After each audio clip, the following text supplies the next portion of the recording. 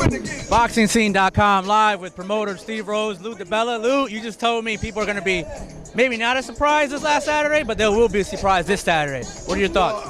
I think there are too many people that aren't expecting that Steve Rose is a true professional fighter and a real middleweight contender. He is. This is not a guy that's showing up to take a paycheck. Steve Rose is showing up to win a fight. I'm not predicting victory. I'm not going to predict. I'm not that crazy. I mean, Golovkin's a Hall of Famer, one of the great fighters in the history of boxing, one of the great middleweights of the last 2 generations. But he's in a real fight, and this kid can fight. Steve Rose was a good amateur. He's an undefeated professional. He sparred with the best guys in the business. His amateur record was sensational. He's a guy that was identified by the late Manny Stewart as a top guy, as a top prospect with a great future. If had Manny not passed away, Steve would have been working with Manny. Steve's got a great team. He's got a great attitude. He's a smart fighter in the ring. Good hand speed, good fundamentals. I think it's going to be a real fight. I think Golovkin fans, boxing fans, they're in for a treat this Saturday night on DAZN USA at Madison Square Garden. You think the layoff and the change of trainers might also play into Steve's favor? Yeah, but you could look at it another way too.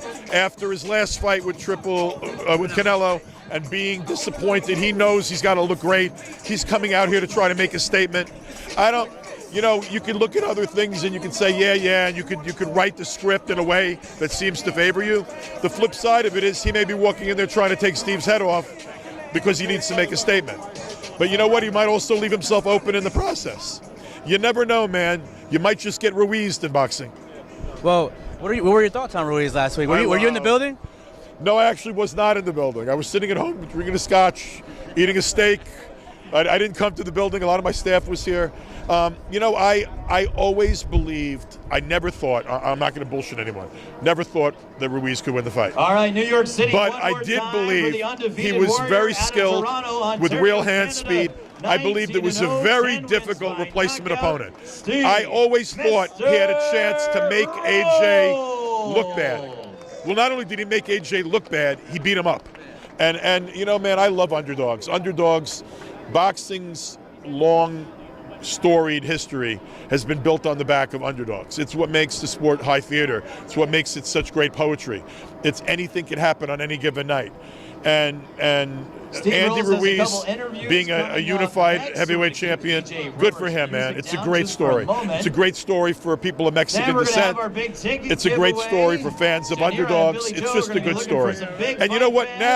Now it's gut shake time for AJ. Now he's got to come back and he's got to regain, that platform he once had at the top of the heavyweight division. But let's see what happens. He might be able to do that.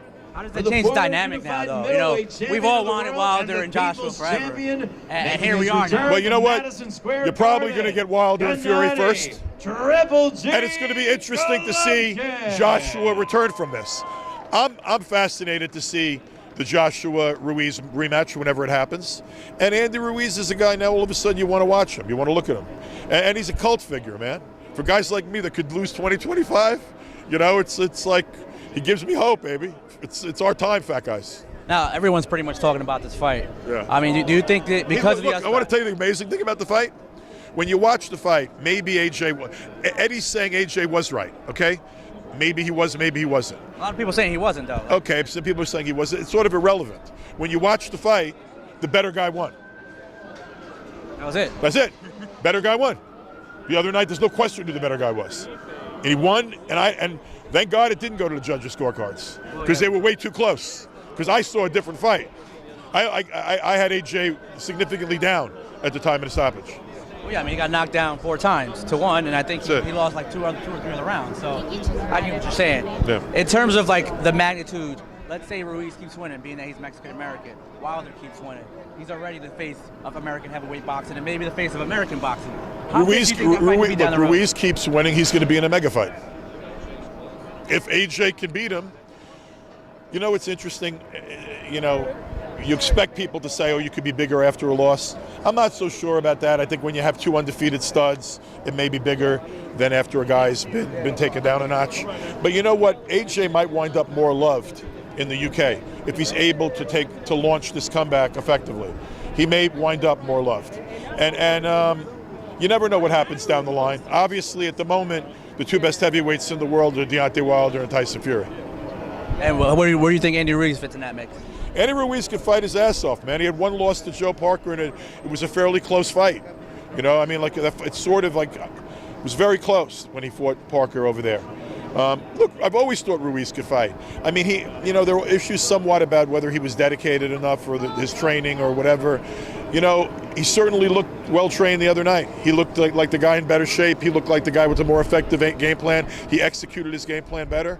I think very highly of Andy Ruiz right now, man. What he's getting, he deserves. God bless him, man. Thanks, we appreciate it. Thank Good luck you. on Saturday.